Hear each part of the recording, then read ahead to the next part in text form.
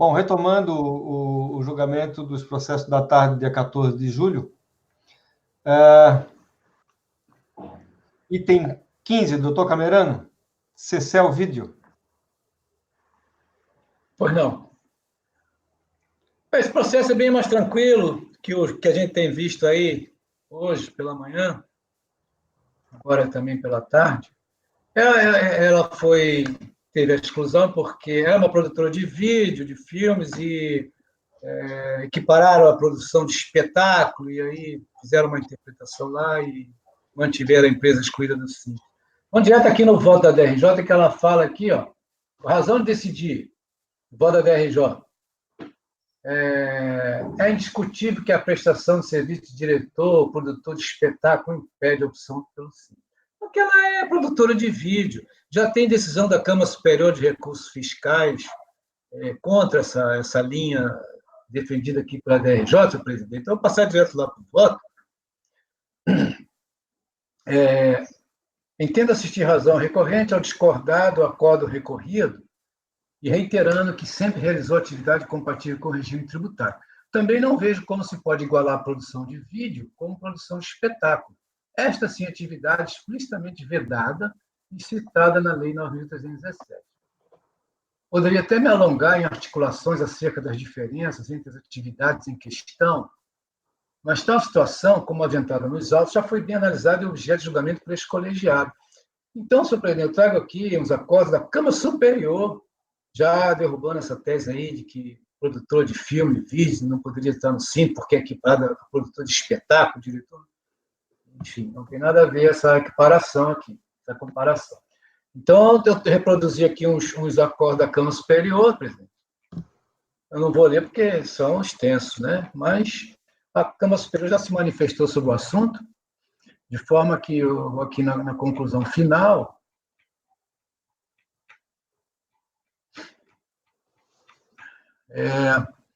os casos relatados são, por demais, semelhantes à situação dos autos, razão pela qual inclino-me a acatar suas bem fundamentadas conclusões e as estendo ao presente processo. Então, eu voto para dar provimento ao recurso para cancelar o ato de exclusão da empresa do Simples, senhor presidente. Doutor Daniel? Com o relator, presidente. Doutor Carlos? Com o relator. Doutora Luciana? Com o relator, presidente. Doutor Nelson? Microfone, doutor Nelson. Voto com o doutor Camerano, o relator. Ok. Doutora Letícia? Com o relator, presidente. Doutor Eduardo? Com o relator, presidente. Então, temos por unanimidade de votos dar provimento ao recurso para cancelar o ato declaratório de exclusão da contribuinte do Simples. Ok? Passemos ao item 16, conselheira Luciana, Wedney, Panificadora Limitada.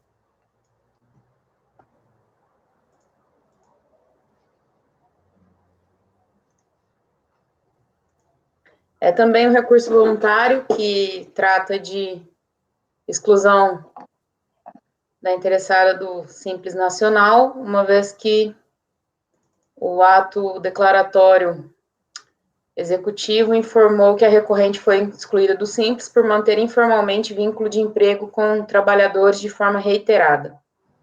Inconformada, apresentou manifestação de inconformidade, alegando,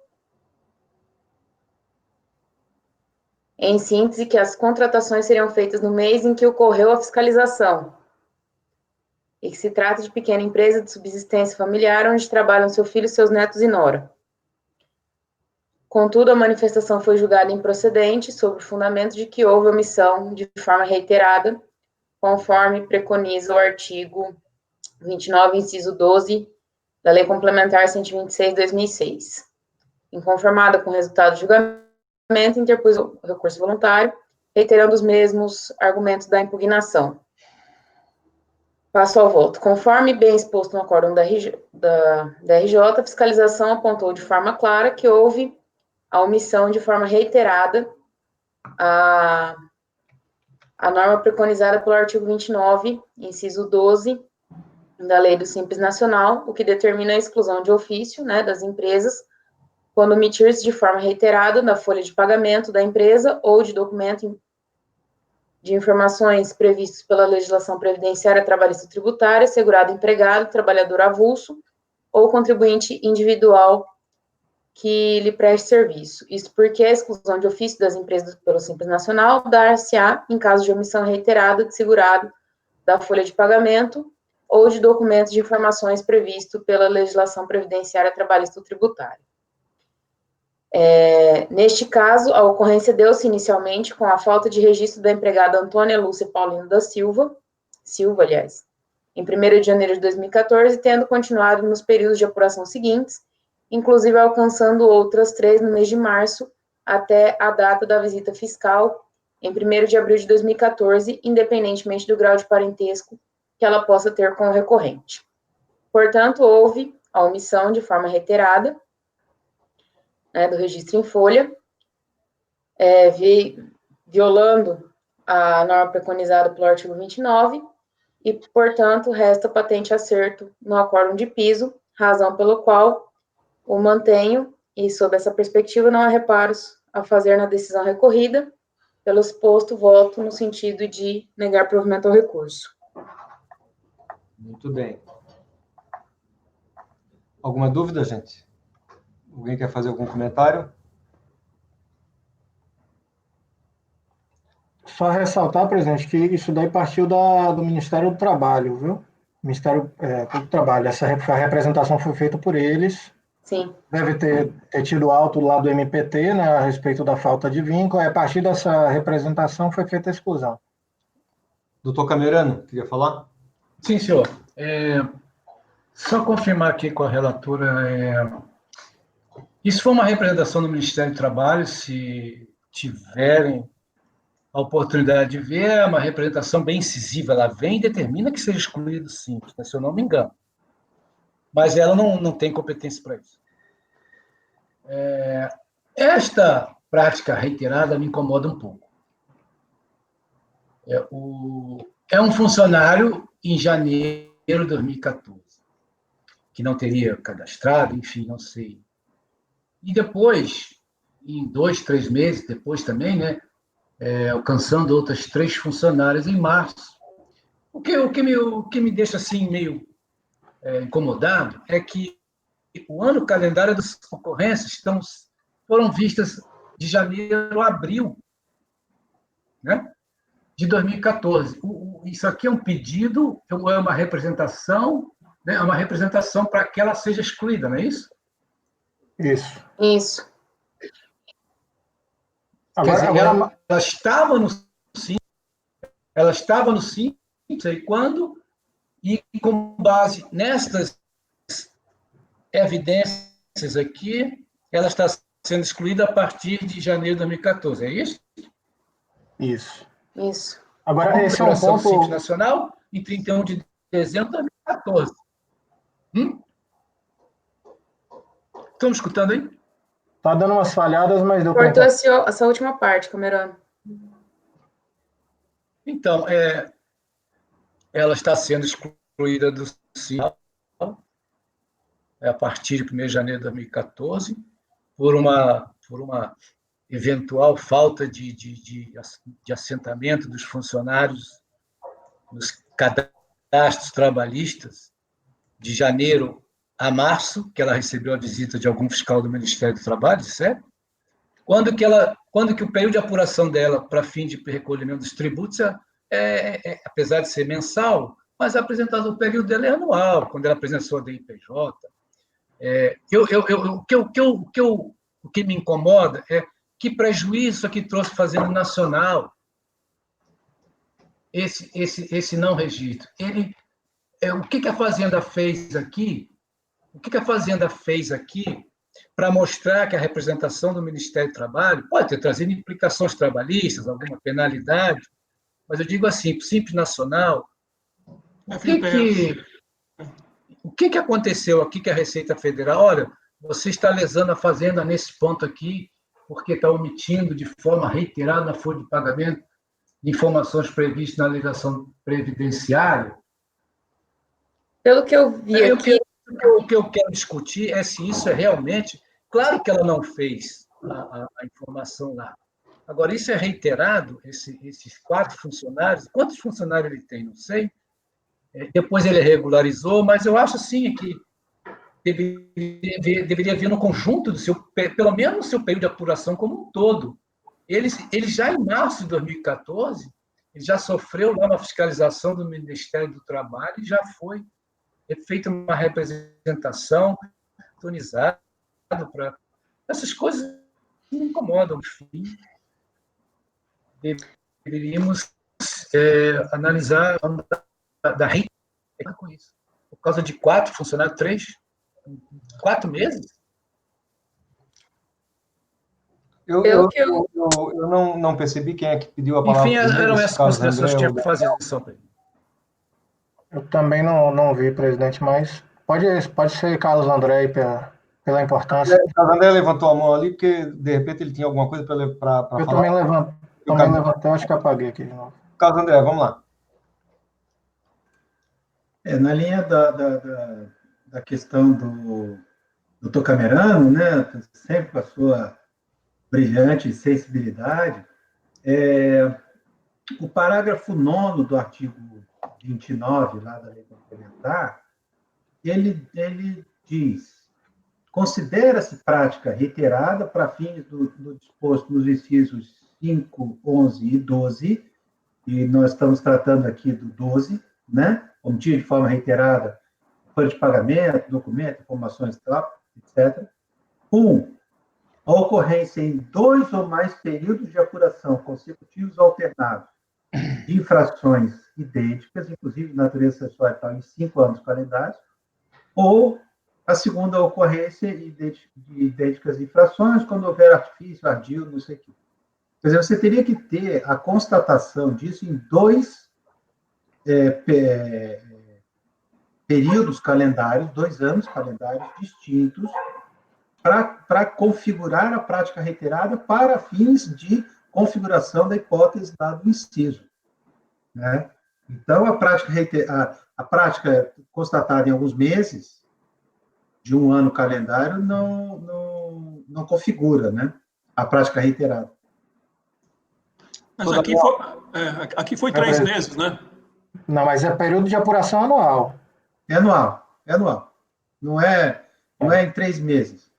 Era nesse sentido que eu vinha também falar, Carlos, exatamente esse ponto, e além disso, a questão da prática, realmente é um incômodo muito grande do que a prática reiterada, pelo menos o simples ele objetivou, que aqui nesse caso foi numa única fiscalização, dá a aparência de que o fiscal foi lá várias vezes e constatou várias vezes, mas não, ele foi lá uma única vez e perguntou para os funcionários, ele falou, não, eu trabalho desde janeiro, eu trabalho desde março, ele colocou essas datas separadas e tem lá realmente a informação de que no dia 17 ele regularizou isso. E para o simples, qual o prejuízo que tem se o INSS está incluído aí, ele paga pelo faturamento, entendeu? Então, assim, você pode ter, de repente, no repasse, na distribuição das receitas, nesse caso, não vejo também prejuízo, além de também não conseguir enquadrar como prática reiterada isso daí, até pelo texto expresso do parágrafo 9º. Doutor Nelson, queria falar? A questão aqui é saber o que se entende por período de apuração, né? É a apuração dos tributos lá do FGTS, do FGTS, do INSS, ou aqui do apuração do Simples? Isso está na lei do Simples, né? Então, é apuração na lei do Simples. Mas o Simples também é mensal, né?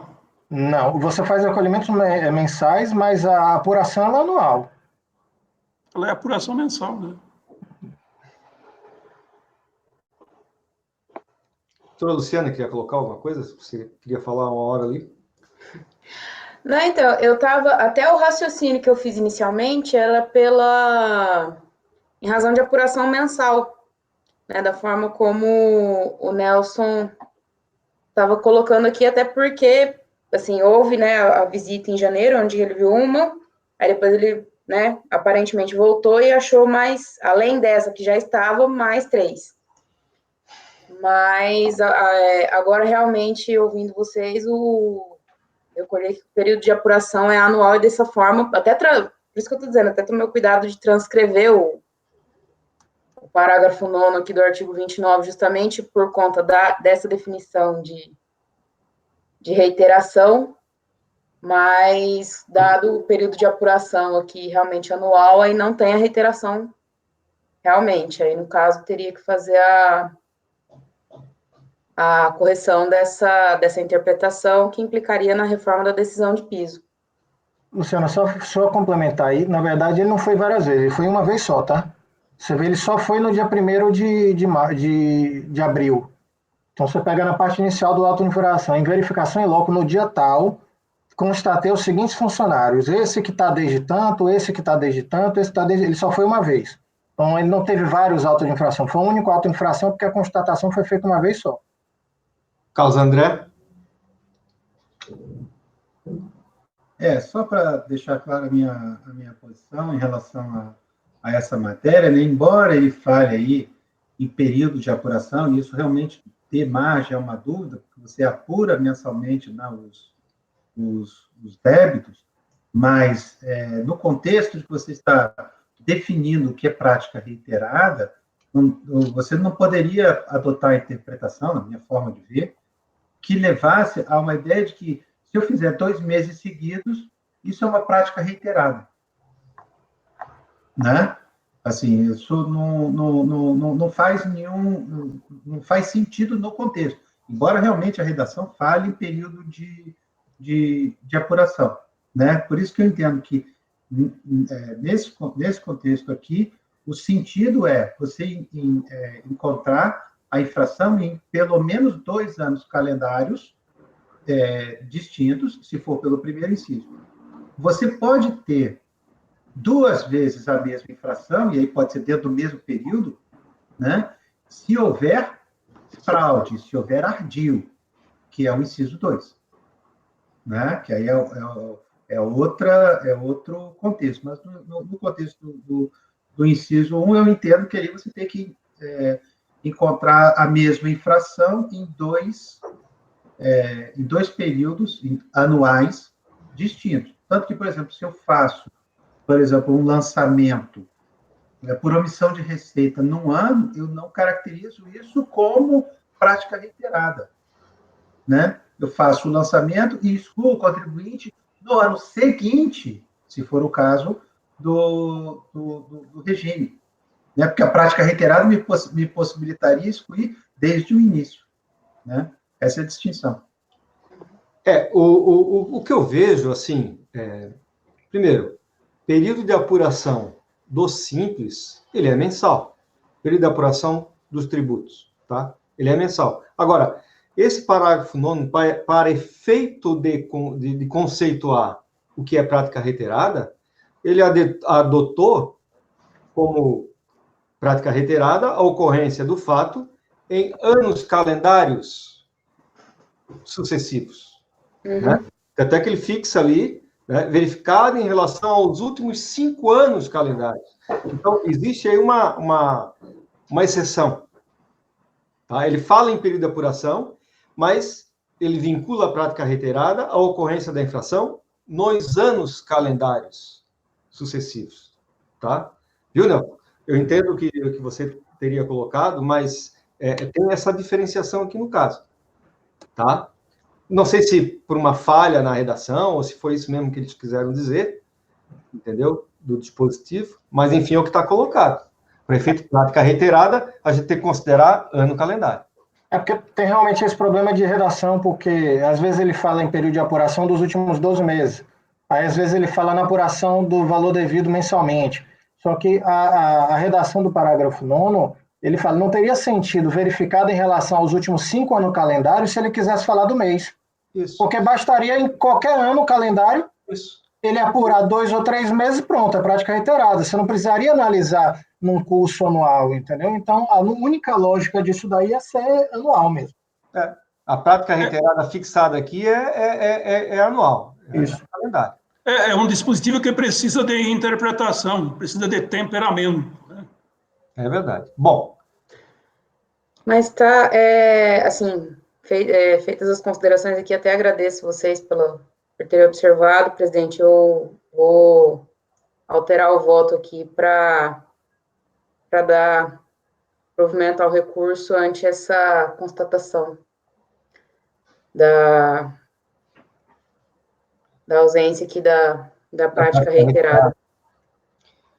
Eu vou passar a votação, então. Você mudou o voto, eu vou passar Sim. a votação pelo provimento do recurso. Doutor Camerano. O microfone, doutor Camerano. Não ouvimos a sua voz. Perdão. É isso mesmo, doutora Luciana. Veja que o fiscal lá do Ministério foi em 1º de abril de 2014, quer dizer, num espaço de 4 meses, ele detecta algumas irregularidades e manda uma representação para a Receita Federal para a excluir do Simples, num período em que ele apenas viu 4 meses de 2014. Portanto, eu admiro muito a consideração de vosso voto. Parabéns. Voto com a relatora. Doutor Daniel. A relatora presente. Doutor Carlos. Com a relatora. Doutor Nelson. Eu acompanho. Doutora Letícia. Acompanho a relatora, presidente. Doutor Eduardo. Acompanho também, presidente. Então, temos por unanimidade de votos dar provimento ao recurso voluntário, nos termos do voto da relatora. Ok? Passemos, então, ao item 17, doutor Camerano. Livraria De e novo, papelaria. senhor presidente. De novo, Camerano. Agora, você agora tem duas em seguida, em sequência. Está vendo como é que é? Vou abrir aqui, presidente. Só... livraria.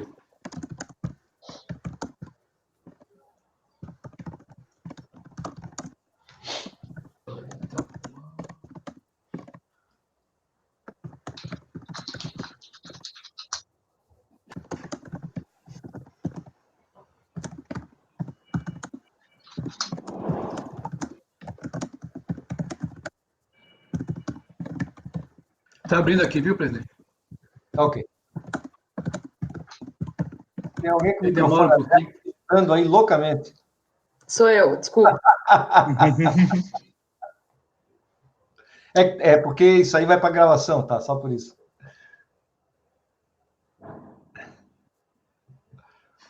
Já abri, presidente? Ok, Camerano. Então tá.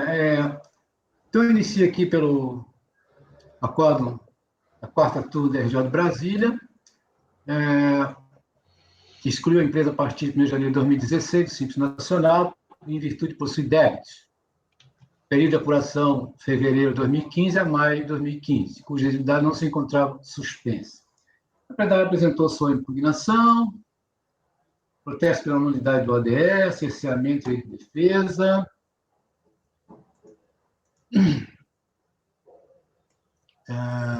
No voto, a DRJ pensa que a manifestação é tempestiva, o litígio decorrente da exclusão do Simples Nacional a partir de 1º de janeiro de 2016, que não assistia razão à empresa. E que, em matéria de processo administrativo e fiscal, não ocorre nulidades caso não se verifique as circunstâncias previstas no artigo 59, decreto 70.235. Reproduz aqui. Que não houve, na realidade, não houve nenhum cerceamento em defesa. Ela teve a oportunidade de se manifestar com a ciência do ADE, apresentou sua manifestação, né? Que a Lei 123 estabeleceu lá que é condição impeditiva para recolher tributos na sistemática simples nacional, a existência de débitos, né? E no artigo 31, a possibilidade de permanência, caso ela faça a regularização até o prazo de 30 dias da ciência do ADE. Prazo esse que teria passado do prazo legal, que expirou-se em 11 de dezembro de 2030 dias após a ter sido regularmente cientificada do ADE. Bom, aqui, vamos passar direto lá para o voto, senhor presidente. Então, aqui na conclusão da DRJ, uma vez que não foram devidamente regularizados os débitos relacionados no ADE, no prazo de 30 dias contado a regular ciência do ADE, correta a retirada da empresa do Simples Nacional. No recurso voluntário, a interessada ela reitera as argumentações trazidas na impugnação. E ainda, alega que teria o direito de permanecer no Simples Nacional até o final do julgamento do presente recurso. E finaliza. Reitera todas as razões demonstradas na impugnação interposta perante a DRJ, requerendo o cancelamento e extinção do ADE, caso os tributos em tela estejam quitados ou parcelados por ocasião de julgamento perante recurso, posto que as exigências tributárias nele constantes ainda pensas, dando, pois, integral procedência aos termos do presente recurso voluntário. Então, vocês entenderam o que ele pediu aí, né? Se eu pagar até lá no recurso voluntário, eu estou dentro. É o relatório essencial, presidente. Conforme relatoriado, as alegações do recurso voluntário repetem aquelas trazidas na impugnação.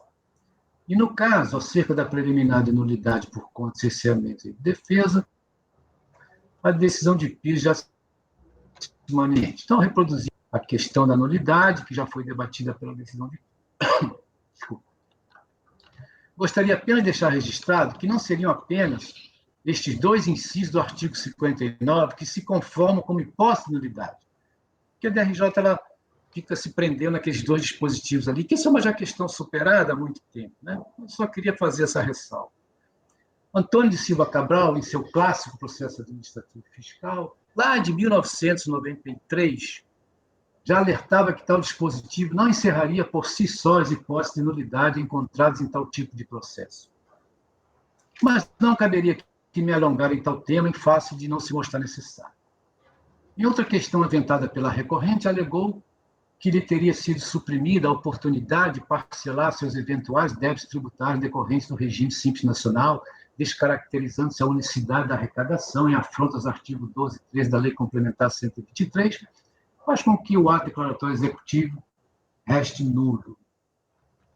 Não vejo nada nos autos que possa ter alguma relação com tal afirmação. Em seu recurso, em outro item da possibilidade de regularização dos débitos antes do julgamento do presente recurso administrativo, parece crer a recorrente que, apesar de estar suspenso o ato de exclusão por força do artigo 151 do CPN, entende que uma eventual liquidação dos débitos antes do término do litígio na esfera administrativa a livraria da exclusão deste regime simplificado de pagamentos, conforme estabeleceu o ADE, em 1º de setembro de 2015. É o que se deduz de seu relato. Eu reproduzo aqui, então, que ela tem a prerrogativa de quitar ou parcelar esses débitos em qualquer momento, desde que seja até no final do litígio na esfera administrativa, ela estaria, então, com direito de permanecer no sistema. Esta conclusão é equivocada. Enquanto se discute a sua situação administrativamente, encontra-se suspenso os efeitos da exclusão do ADE, por conta de previsão legal de 70235, amparado em dispositivo do CPN, artigo 151, inciso 3º. Agora, conforme evidenciado nos autos, a recorrente tinha um prazo para a regularização dos seus débitos apontados no ADE. E este prazo foi definido na Lei Complementar 123 de 2006, devidamente mencionado no ADE. Então, eu reproduzo aqui a conclusão da decisão de piso, que acato a Lei Complementar 123, em seu artigo 17, inciso 5º, estabeleceu lá a condição impeditiva para recolher tributos na sistemática do Simples Nacional, a existência de débitos. E no artigo 31, a possibilidade de permanência da empresa no regime, caso haja regularização até o prazo de 30 dias da ciência do ato de exclusão. Prazo esse que, no caso em exame, expirou-se em 11 de dezembro de 2015, 30 dias após a empresa ter sido regularmente cientificada por via eletrônica do ADE de folha 02. No caso em exame, constata-se pela tela de folha 30, retirada dos sistemas internos da Secretaria da Receita, que os débitos Simples Nacional dos períodos de fevereiro de 2015 a maio de 2015, que constam relacionados no ADE, encontravam-se ainda como devedores em 10 de fevereiro de 2017, data da consulta. Portanto, muito após a data de limite de 11 de dezembro de 2015, permitida pela legislação para o contribuinte em questão regularizar os débitos e permanecer na sistemática de apuração pelo Simples Nacional. Dessa forma, visto que não foram devidamente regularizados os débitos relacionados no ADE no prazo de 30 dias a contar da regular ciência do ADE, é correta a retirada da empresa do Simples. Diferentemente, portanto, do alegado em seu recurso, mesmo que venha a recolher ou parcelar ou tenha recolhido parcelado os referidos débitos em prazo superior ao demandado nas regras do Simples Nacional, tal providência não livraria recorrente da exclusão desse sistema nos termos em que é assinalado no ADR. Portanto, senhor presidente, o voto é para rejeitar as preliminares de nulidade e, no mérito, negar provimento ao recurso voluntário. Esse é o voto. Muito bem. Alguém? Doutor Daniel. Relator, presidente. Doutor Carlos. O relator. Doutora Luciana. Com o relator, presidente. Doutor Nelson.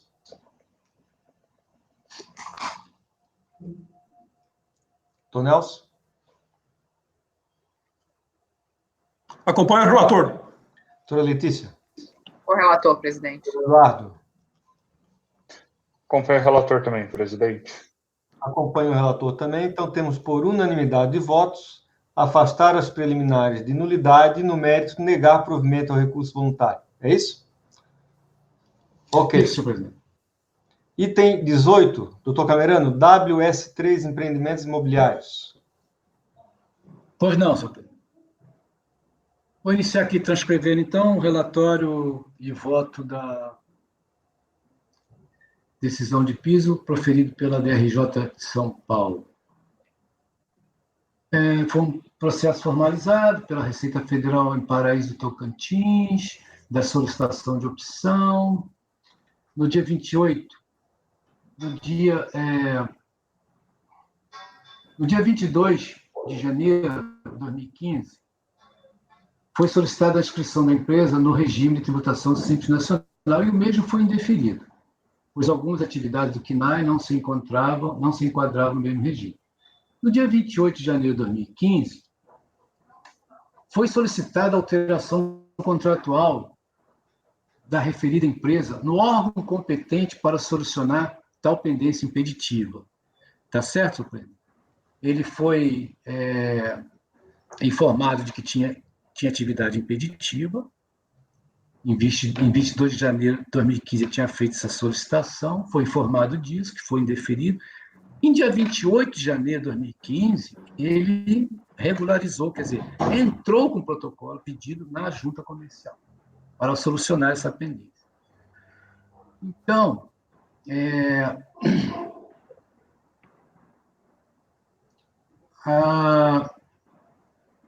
ela alega isso na sua manifestação tempestiva, que no dia 28 de janeiro ela fez essa solicitação, foi juntada aos autos cópia do contrato social de alterações subsequentes, com a segunda alteração contratual registrada na Junta Comercial do Estado de Tocantins, em 10 de fevereiro, o registro. Muito bem. Em consulta ao sistema da Receita Federal, constata que essas atividades vedadas foram retiradas do objeto social da empresa. Então, vou passar aqui direto para o voto da DRJ. A DRJ votou pelo seguinte. Aqui no final, ela diz aqui o seguinte. A segunda alteração, lá no seu item 11, lá no final do voto da DRJ, ela diz que a segunda alteração contratual constada pela recorrente, protocolizada na Junta Comercial do Estado de Tocantins em 28 de janeiro de 2015 e registrada em 28 de fevereiro, consigna a modificação do seu objeto social, no qual foram suprimidos os CNAE. Né? Entretanto, este é o ponto da delegacia. Entretanto, referida modificação foi conduzida após a data limite conferida que se encerrou no último dia de janeiro de 2015. Então, ela considerou improcedente a manifestação, mantendo a empresa fora do Simples. O recurso voluntário traz praticamente aquelas mesmas alegações da questão que ela alterou, o seu CNAE fez o registro na junta, deu entrada na solicitação. Eu trouxe aqui, então, a sua impugnação. Bom, é um relatório essencial. Posso partir para o voto, senhor presidente? Pode partir para o voto. preenchidos os requisitos de admissibilidade do recurso, dele se deve conhecer. Entendo assistir razão à recorrente de se mostrar o termo de indeferimento da opção pelo Simples Nacional consigna fator impeditivo à opção pelo regime simplificado, consubstanciado em atividade econômica vedada ao regime em questão, especificada no CNAE 41.10.7/00, Incorporação de Empreendimentos Imobiliários, CNAE 68.10, Loteamento de Imóveis Próprios, e 68.10, Aluguel de Imóveis Próprios. Estas foram as razões impeditivas para a recorrente permanecer no Simples Nacional. Cientificada pela unidade fiscal da necessidade de regularização no caso de retirada dessas atividades sob objeto social, se fosse assim o caso, eu deveria fazê-lo até o dia 31 de janeiro de 2015, prazo legal para o término de sua opção. A recorrente, então, promoveu a alteração que entendeu necessária, retirando, vide quadro abaixo, de seu objeto social as atividades impeditivas pertinentes aos CNAE indicados no referido termo de deferimento. Tendo sido tal solicitação à junta comercial protocolizada em 28 de janeiro de 2015, conforme segunda alteração contratual. Então, aqui tem o objeto social, e aqui embaixo nós temos aqui a data de 28 de janeiro de 2015, que foi a data do protocolo. Foi a data do protocolo que ele ingressou na junta. De fato, o protocolo na junta comercial data de 28 de janeiro de 2015. Portanto, a recorrente deu entrada em tempo hábil, que era até 31 de janeiro de 2015, para a devida regularização.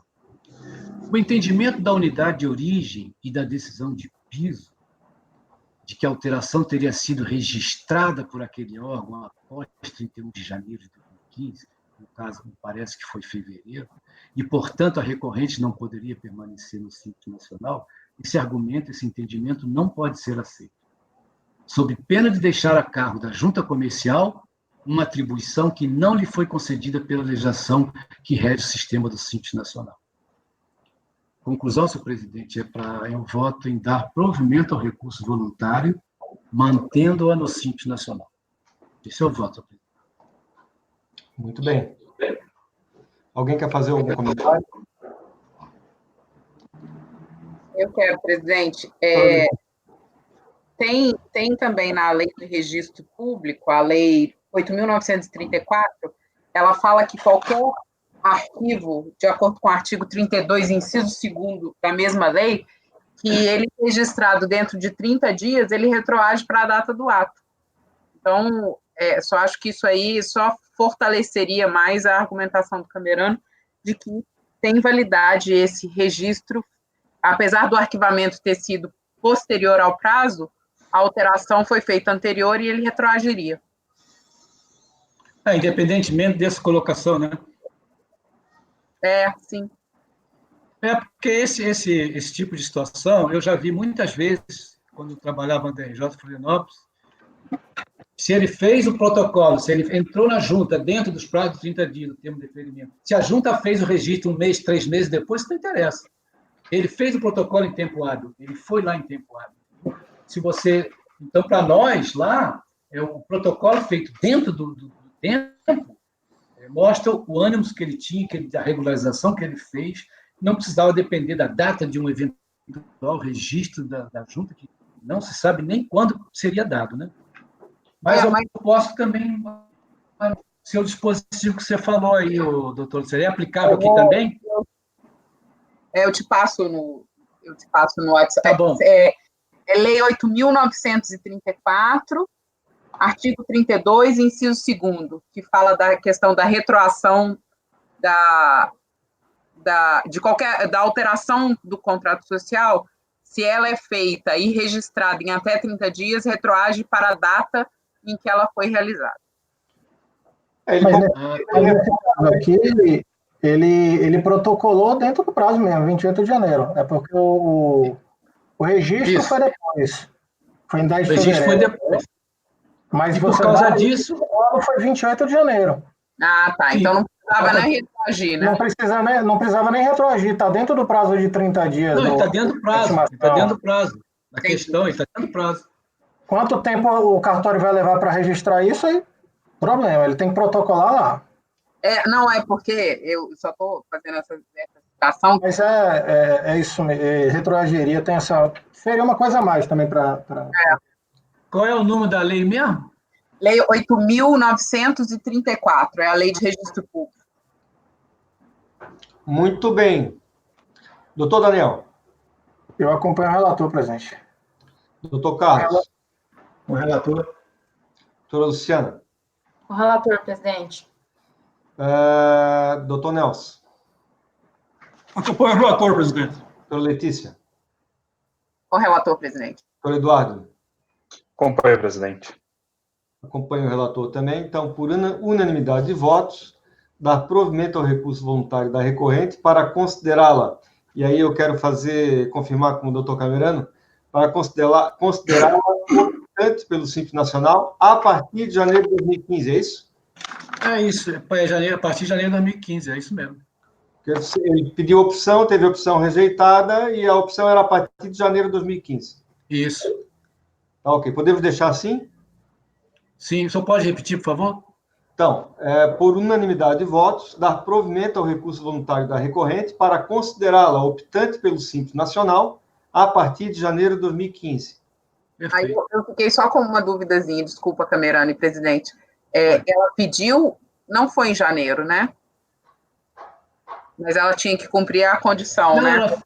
Ela protocolou em janeiro, em dia 28 de janeiro. Ah, tá. Não, ela pediu, não estou falando do registro, não, da retirada dos quinais. Estou falando quando que ela pediu para entrar. Aqui no relatório, ela retirou em dia 22, porque ela foi informada de que tinha atividades impeditivas. Aí ela retirou do seu objeto social, isso em janeiro de 2015. Aí ela foi na junta, em 28, e fez um protocolo, alterando no contrato social, alterando o seu objeto social. Só que com o registro, como saiu depois do término de janeiro, eles negaram. Não importa, né? Ok. Passemos então ao item 19. Conselheiro Nelson Kischel, recorrente L. Queiroz S.A.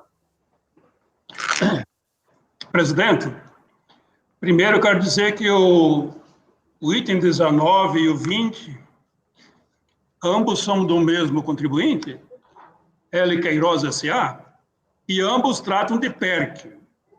A diferença é que um trata do ano calendário 2002 e o outro trata do calendário 2003. São idênticos. Oi? São idênticos, portanto. A matéria. Mutatis mutandis só o ano calendário que muda, né? Ok. Então, a gente pode julgar os dois juntos. Ok. PERC é esse pedido de revisão de ordem de emissão de incentivos fiscais, né? PERC.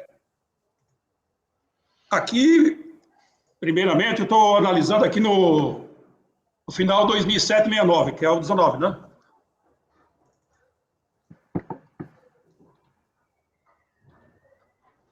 No caso do 2769, ele fez opção na declaração do imposto de renda pela aplicação de 18% do imposto que ele apurou, aplicação no FINOR, né, do ano calendário 2003. Lá no ano calendário 2002, no outro processo, também ele fez opção pelo FINOR, 18% do valor do imposto que ele apurou.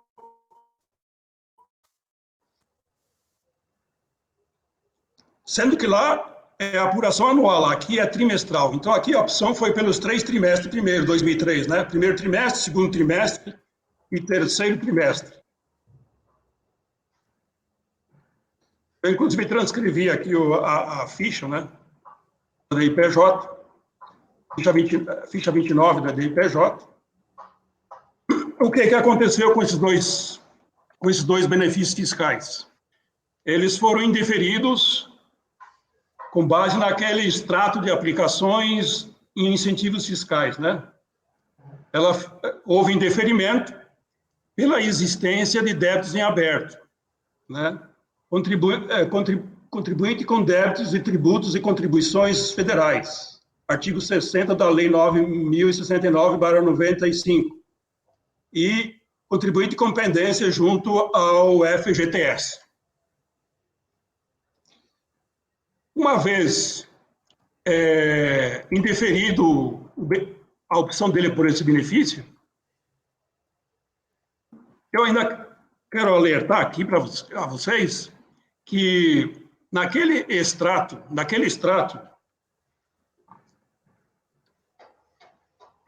resultado de aplicação no FINOR, que veio o extrato saldo zero, né? No próprio extrato tinha um prazo para apresentar o PERC, né? No caso desse primeiro processo aqui, o prazo era 29/9/2006. E no outro processo também havia um prazo. O contribuinte perdeu os dois prazos. De forma expressa, constava nos dois PERCs, olha, você discordando, né, do processamento, que ele apresentasse, então, essa revisão. Ele perdeu o prazo e apresentou o PERC assim mesmo. A DRF de origem, através de despacho decisório, diz, olha, o seu PERC, a sua resignação, a sua revisão, ela é intempestiva. Então, ele apresentou manifestação de inconformidade na DRJ. Na DRJ, aconteceu um problema. O advogado que assinou a defesa, a manifestação de inconformidade, não tinha procuração nos autos. A DRJ, então, ela intimou, deu prazo de 15 dias para o contribuinte apresentar a procuração para justificar o advogado atuando na defesa do contribuinte. Eles juntaram aos autos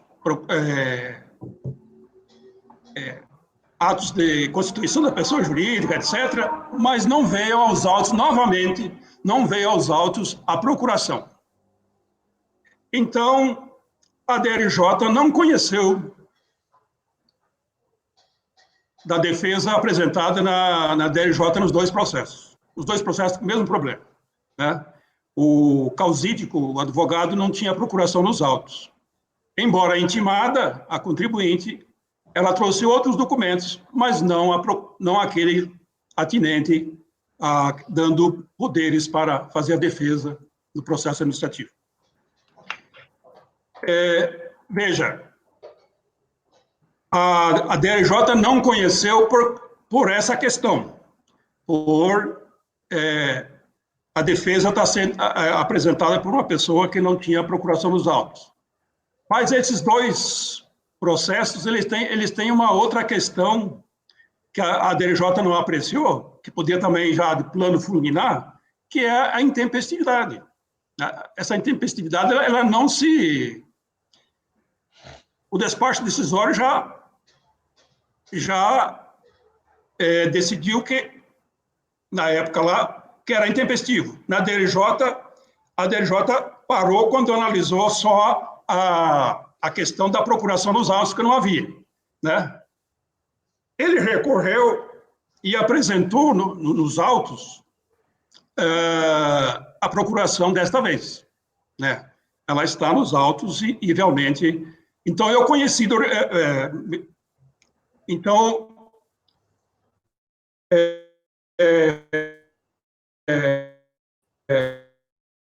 mas a situação dos fatos é esta, né?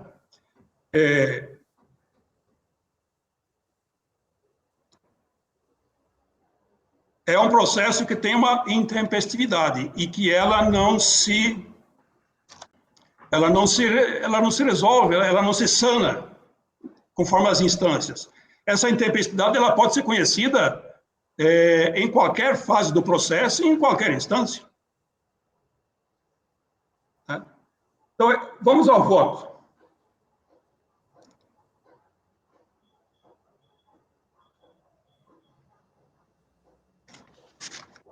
O recurso voluntário é tempestivo. Preenche os demais pressupostos. Portanto, conheça. Matéria e objeto dos autos. O processo trata de pedido de ordem de emissão de incentivos fiscais, PERC. A contribuinte fez opção na DPJ 2004, regime especial, pela aplicação do 18% de IRPJ atinente aos primeiro, segundo e terceiro trimestres do ano calendário 2002. No outro processo, a apuração é anual, então, 2002, a opção foi porque a apuração era anual, então tem só um valor só que foi feita a opção para aplicar no FINOR, né? Aqui foram 3 parcelas. A contribuinte tomou ciência em 13 de 6 de 2006 do extrato zerado das aplicações e incentivos fiscais no FINOR, por existência de débitos de tributos e contribuições, artigo 6º da Lei 9.069/95, e pendências de FGTS, e apresentou o PERC em 20 de 6 de 2007, ou seja, após o lapso temporal superior a 1 ano de ciência do deferimento do benefício fiscal. Consta de forma expressa no extrato de incentivo de benefício fiscal, prazo para apresentação do PERC até 29 de 9 de 2006. Ou seja, a contribuinte teve prazo superior a 90 dias para apresentação tempestiva do PERC, porém perdeu esse prazo. Como já dito, o PERC foi apresentado extemporaneamente. Logo, o pedido foi indeferido pela Unidade de Origem da Receita Federal, conforme despacho. A contribuinte apresentou manifestação de inconformidade na instância ACOR, argumentando que não teria prazo para apresentação do PERC. E, no mérito, pediu o deferimento da aplicação no FINOR, juntando comprovantes de regularização da situação fiscal. Porém, a 5ª turma da DRF Campinas, por vício não sanado na representação processual, não conheceu da manifestação de inconformidade.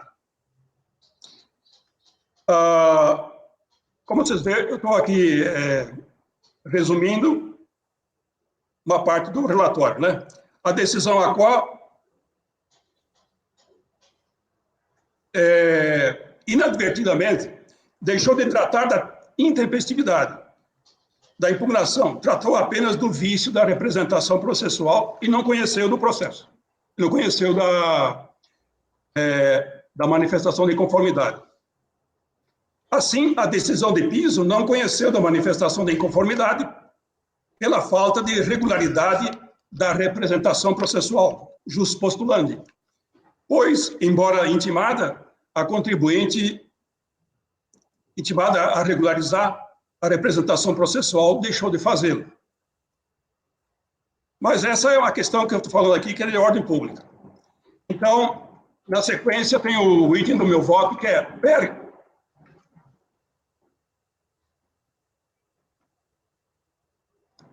PERC, intempestividade, caracterização, matéria de ordem pública, lide não configurada, preclusão administrativa. Conforme relatado, os presentes autos tratam do pedido de revisão de ordem de emissão de incentivos fiscais do ano calendário 2003, pois a opção de aplicação do IRPJ 18% no FINOR, manifestada na DPJ 2004, ano calendário 2003, fora rejeitada, conforme tela de processamento extrato pelas seguintes razões, né? São as pendências aqui, né? Tributárias e de FGTS. Em 13 de 6 de 2006, a contribuinte tomou ciência do referido extrato zerado né, 00, aplicações entre incentivos fiscais. O PERC foi apresentado em 20 de 6 de 2007, porém o prazo tempestivo era 29 de 9 de 2006. Em face disso, o PERC foi indeferido conforme despacho decisório, né? Que eu transcrevo aqui. E designada, a contribuinte apresentou manifestação de inconformidade na DRJ, argumentando em suas razões que não haveria prazo legal para apresentação do PERC e que, por analogia, deveria ser aplicado o prazo de 5 anos do artigo 681 do CTN, prazo prescricional para pedir repetição do indébito tributário. Estaria dentro do prazo de 5 anos, né? Não haveria essa prescrição, conforme precedentes deste CARF. Ele citou alguns precedentes. Ainda juntou certidão positiva com efeito negativa quanto aos débitos tributos federais e certidão de regularidade fiscal quanto ao FGTS. Na DRJ Campinas, a manifestação de inconformidade restou não conhecida, por outra razão ou fundamento, ou seja, vício de representação processual, não sanado, embora intimada a contribuinte para saná-lo, deixou de sanar. Vale dizer, a decisão não conheceu da manifestação de inconformidade, por vício na representação processual. Como dito, a contribuinte, antes da decisão da DRJ, foi intimada em procedimento de diligência para sanar esse vício de representação processual, porém não se desincumbiu desse ônus probatório. Quanto ao vício de representação processual, eu transcrevo aqui a fundação.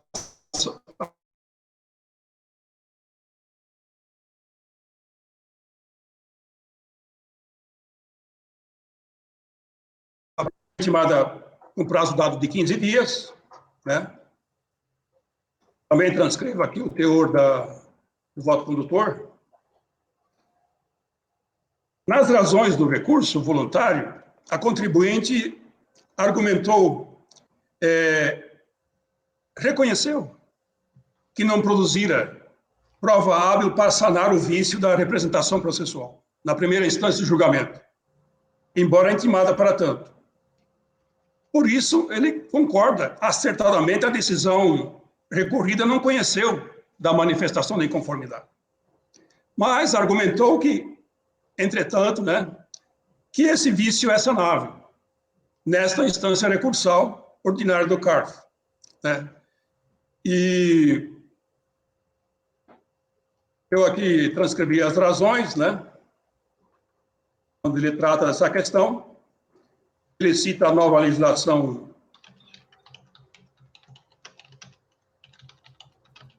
de processo civil, uma lei esparsa, 11.276, lei 11.286, que ampliou o comando do artigo 13 do Código de Processo Civil, e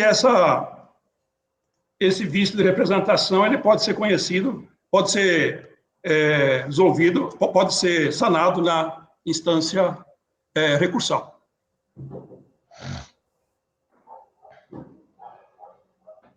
Quanto ao vício de representação processual, em relação à defesa apresentada na instância SACOR, tem razão a contribuinte. O vício é sanável nesta instância recursal, juntou documentos. Assim, a questão da representação processual, embora sanada nesta instância aqui em grau de recurso, apenas permite o conhecimento do recurso. Porém, quanto às questões de mérito,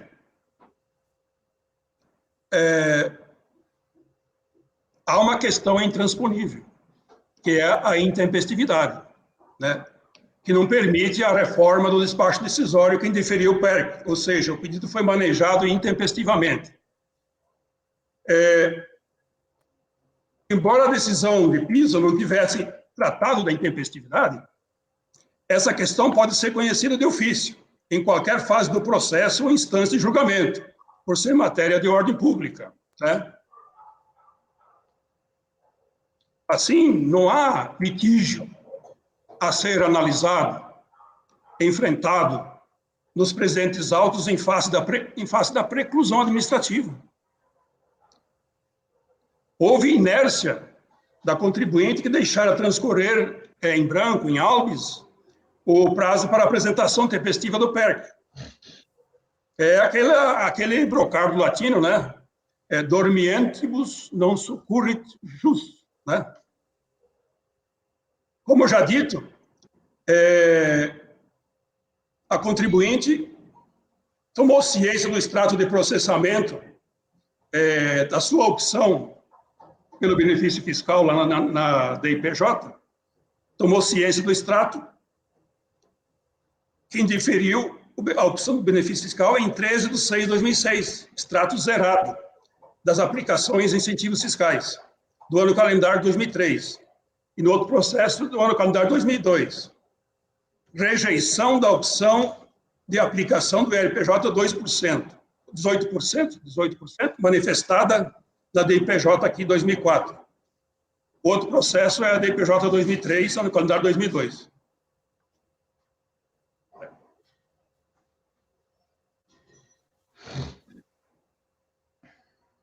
Então, o prazo para apresentação do PERC, embora estendido até 29/9/2006,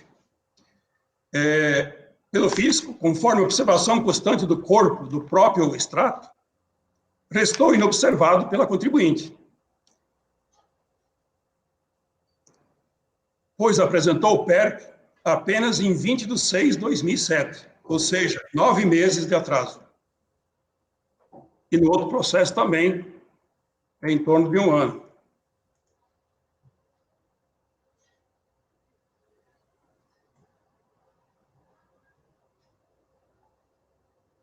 Como eu já dito, a intempestividade do PERC está caracterizada e é flagrante. O contribuinte ainda alegou que eu estou conhecendo aqui, a título de argumentação, que seria inaplicável o prazo de 5 anos do artigo 681 do CTN. Eu estou dizendo que ele é inaplicável, pois a opção de aplicação no FINOR, ela não é um pedido de repetição de indébito. A questão aqui é diversa, é outro pedido de benefício, né?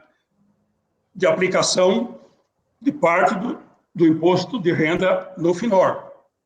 Então, a questão é diversa, do pedido de restituição de tributo ou de repetição de indébito. Logo, não cabe aplicar aquela analogia que o contribuinte citou, porque há algumas decisões no CARF, enquanto a jurisprudência vacilava, que admitia um prazo de 5 anos para entrar com o pedido de PERC.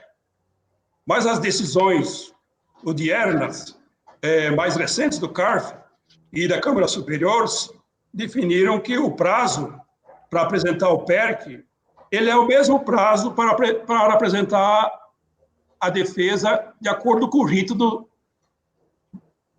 processo, do decreto 70235, 30 dias. Mas esse prazo pode ser maior, quando restar consignado no próprio extrato que denegou o benefício, a opção dele pelo FINOR. Se o prazo for maior, vale esse prazo maior. E no caso aqui, nos 2 extratos, um em cada ano, eles têm um prazo maior do que 30 dias. Tá?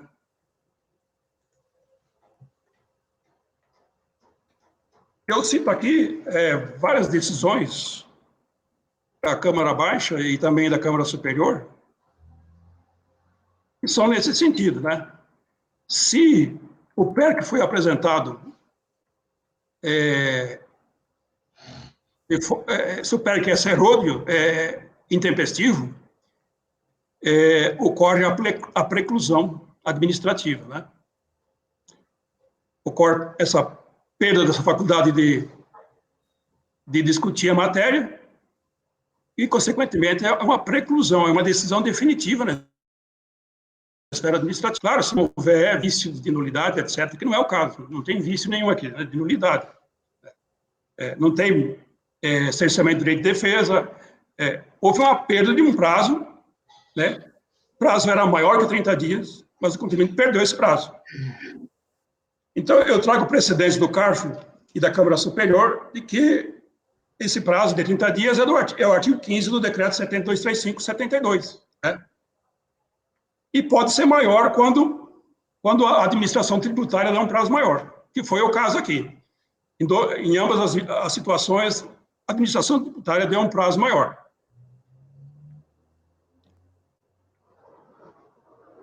Prazo que superou 90 dias, superou 6 meses aí.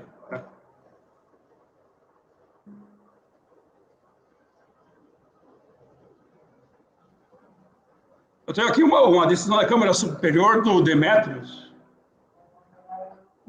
Macei, né? Normas Gerais de Direito Tributário, PERC, prazo processual, descumprimento, preclusão. O prazo a ser considerado para a apresentação do PERC é o mesmo aplicado à manifestação de inconformidade, com prazo de apresentação de 30 dias, conforme dispõe o artigo 15 do Decreto 7235/72, sendo o termo inicial a data de ciência do extrato de aplicação e incentivos fiscais, emitido pela Receita Federal. Lapso temporal que pode ser alterado, caso haja manifestação expressa da administração por ato normativo, desde que sem prejuízo para contribuinte. No caso aqui não houve prejuízo porque o prazo foi maior. Se o prazo fosse menor, aí sim haveria prejuízo, então seria uma outra situação, né?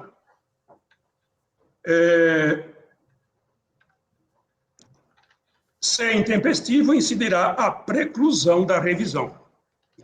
Por isso,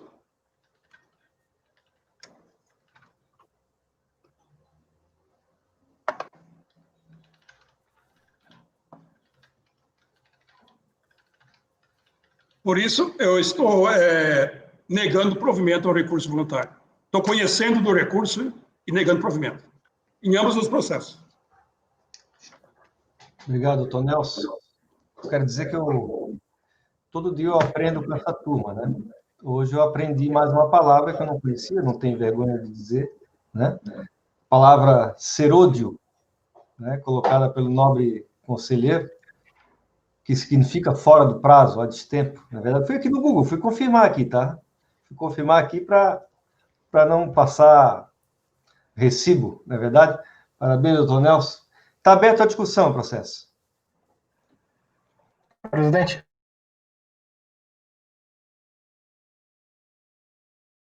Sim, eu acho, na verdade, eu li o voto e acho que tem alguma confusão aqui sobre os conceitos. Eu acho que a preclusão aconteceu, mas não essa que está sendo alegada. Porque o prazo para impugnação é do indeferimento do PERC. O fundamento do indeferimento do PERC foi a intempestividade, foi ter feito a partir de 1 ano. Então, a análise de tempestividade ou não tem que ser feita da impugnação. Tá? Se a impugnação ela foi apresentada dentro do prazo da decisão que indeferiu o PERC. Esse é o primeiro ponto. A impugnação foi apresentada dentro do prazo da decisão que indeferiu o PERC, tá? Porque o PERC foi intempestivo. Só que com vício de representação. O contribuinte foi convertido em diligência em julgamento e ele não apresentou e não saneou o vício. Ele juntou outras procurações, mas o signatário da impugnação, que é o Marco alguma coisa, o advogado, até então não apareceu nenhum poder dele no processo. Por conta disso, acertadamente, a DRJ não conheceu da impugnação. Aí, a partir do momento que a DRJ não conheceu da impugnação, o único objeto de análise que a gente tem aqui no recurso, certo? Para conhecer ele agora e analisar, seria a questão de tempestividade ou a questão da regularidade da representação lá da impugnação. O que não aconteceu. Na verdade, ele reconheceu que estava irregular. E assim, o conceito trazido aqui do CPC, na verdade, eu não interpreto com essa amplitude. Eu não posso regularizar na segunda instância um vício que aconteceu na primeira instância. O que ele está dizendo é que o saneamento de vício pode acontecer tanto em primeira instância quanto em segunda instância. Ou seja, se eu apresentar uma apelação com vício de representação, eu sou intimado para regularizar. Isso no novo CPC ficou claro. Se eu apresento uma contestação na primeira instância com vício de representação, eu sou intimado para para regularizar. Agora, eu não posso regularizar esse vício agora na segunda instância, porque senão eu tenho uma supressão. A impugnação ela não foi analisada em momento nenhum. Então, assim, eu acho que aconteceu preclusão, mas a preclusão no momento em que a impugnação não foi conhecida e ele não trouxe aqui nenhum elemento no recurso que justificasse o conhecimento da impugnação. Então, ao meu ver, a lide acabou nesse ponto. Essa questão do tempo para apresentar o PEC é o fundamento para o indeferimento. Tá? Então, eu acho que são coisas distintas. Aí eu entendo que aconteceu preclusão, mas isso do processo administrativo, acabou. O conhecimento do recurso seria apenas se ele questionasse legitimidade ou não da representação na primeira instância. Na verdade, ele confessou que o impugnante não tinha legitimidade. Então, eu não vejo, com a devida vênia, conselheiro Nelson, esse voto como a melhor solução, não. Então, você propõe que o recurso não seja conhecido? Sim, dizendo que ele não trouxe, agora por conta da preclusão da impugnação, ou do não conhecimento da impugnação, isso tem um dispositivo expresso no RPAF sobre isso, dizendo que, no nosso regimento, eu acho, que a gente pode conhecer para fim de analisar a tempestividade ou não, se tiver uma preliminar de tempestividade. Nesse caso, seria da legitimidade. O que é que ele está dizendo? Que é saneável em segunda instância. Não é. Se entender que é saneável, eu teria que voltar para rejulgar. Eu vou passar a palavra para o Carlos André e para o Camerano, mas eu estou entendendo da tua manifestação, doutor Daniel, que você conheceria do recurso voluntário, mas negaria-lhe provimento. A não ser que você conheça apenas para enfrentar essa alegação dele de que ele pode sanear esse vício de representação. Exatamente. Aí você reconhece apenas isso. Diz, você não pode sanear, então, portanto, acabou o processo ali de administrativo, acabou. Você conhece em parte do recurso e nega provimento a ele. Exato. É isso, né? Sim. Doutor Casanova. A minha opinião vai mais ou menos na mesma linha do Daniel, né? Quer dizer, não se instaurou a lide. No momento que a DRJ disse, olha, há um vício de representação, volta para a diligência, não se saneia, e ela não conhece, não instaurou a lide. Né? Quer dizer, a única coisa que poderia vir para nós aqui seria a decisão da DRJ foi equivocada, ela deve ser anulada e devolve-se para ela julgar de novo. Isso. Que não é o caso. Isso. Né? Que não é o caso. E o fundamento é justamente porque não há, eu também fui ler o dispositivo legal, essa interpretação é absolutamente fora, né? Quer dizer, não se saneia em segunda instância o vício de representação na origem. Né? Não tem como fazer esse saneamento. E, embora eu concorde no sentido apontado pelo relator, da questão do prazo de apresentação do PERC, né? Que é o prazo recursal de 30 dias, nossa turma já tem decisão nesse sentido, né? É matéria de mérito. E aí, como eu entendo que a gente não deve conhecer do recurso, que não se instaurou a lide, e ele não apresentou nenhuma razão para anular a decisão da DRJ e devolver para que a lide fosse conhecida na origem, não há como discutir a matéria de mérito. Doutor Camerano. Pois não, senhor presidente. Então, fazendo um apanhado disso tudo aí. O despacho decisório indeferiu pela apresentação em prazo superior ao permitido, a revisão do PEC, certo? Isto é um fato. Quando o processo foi RJ, esta manifestação de inconformidade provavelmente deve ter questionado a questão da tempestividade, né? Sim. Ela detectou, então, que tinha uma eventual porque não constava a procuração, a legítima procuração para defender a contribuinte na sua manifestação de inconformidade. Por isto, ela não se pronunciou sobre a tempestividade ou não do pedido. ela primeiro queria regularizar, sanear processualmente. Como em diligência o processo retornou confirmando que essa procuração ou não foi apresentada, a DRJ, então, não conheceu da manifestação de... Não conheceu, né? Sim. Por causa dessa irregularidade processual, não é isso? Perfeito. É isso? Então essa questão da tempestividade, para mim, ela estaria superada. Caso no recurso voluntário ele trouxesse algum tipo de instrumento que legitimasse a sua ação lá por ocasião da manifestação de conformidade. Pelas minhas anotações aqui, ele teria feito um subestabelecimento. É verdade? É em tempo hábil lá para a manifestação? Não. Não?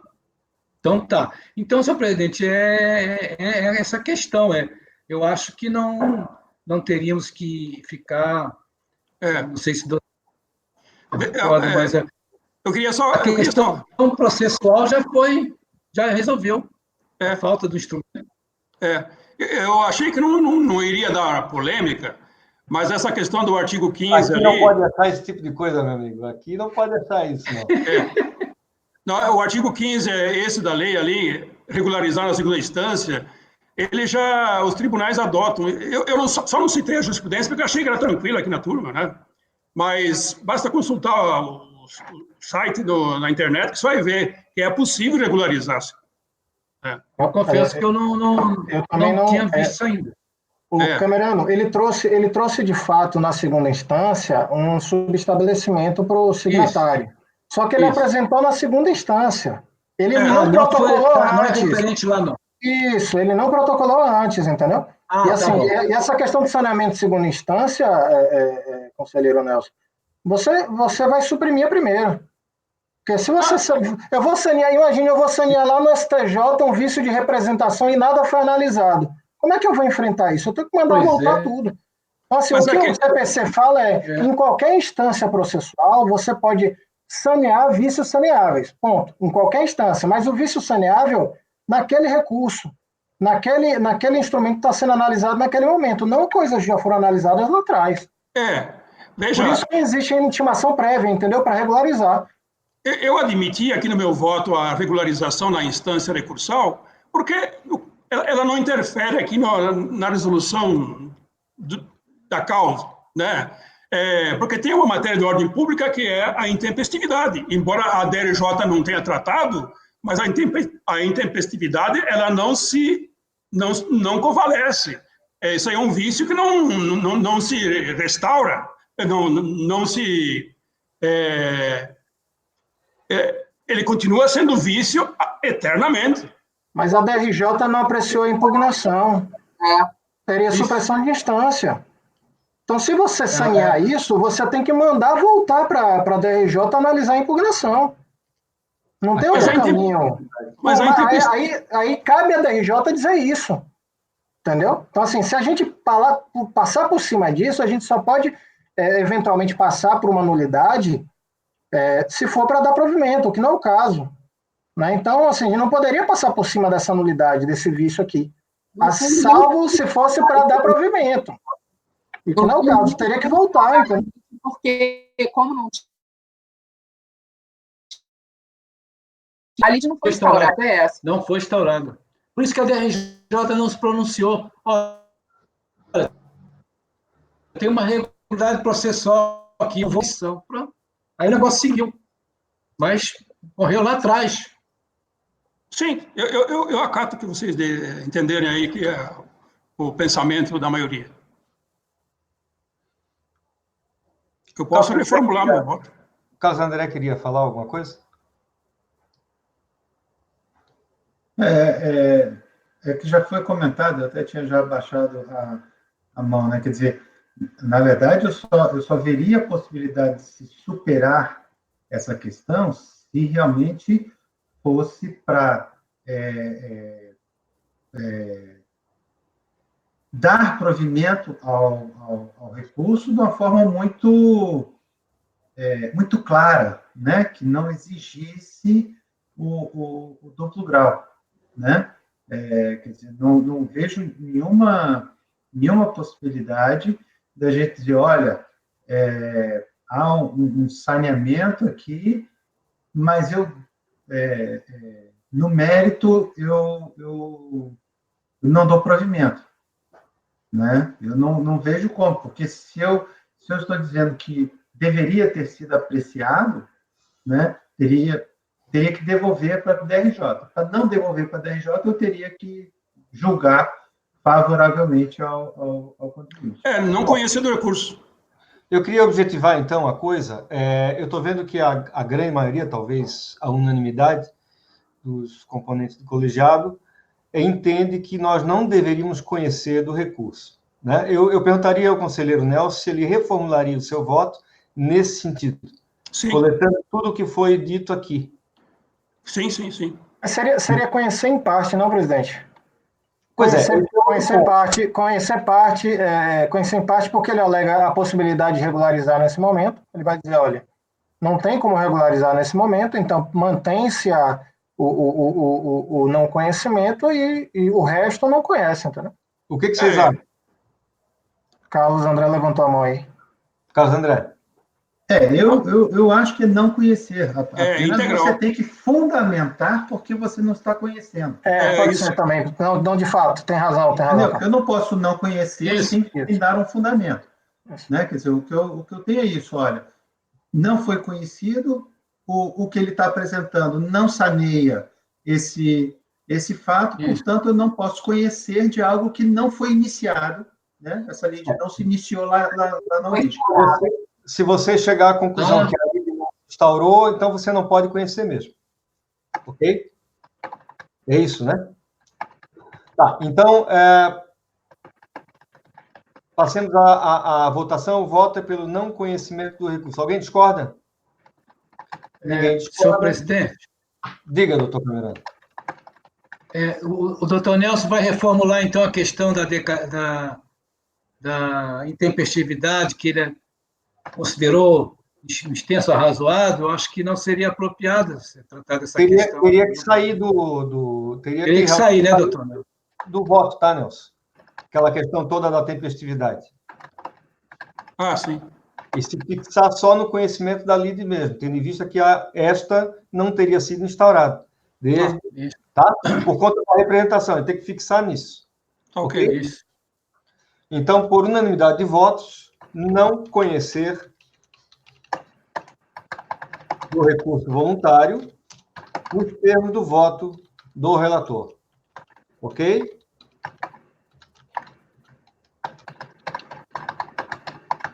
E aí, essa decisão vale tanto para o item 19 quanto para o item 20 do mesmo contribuinte.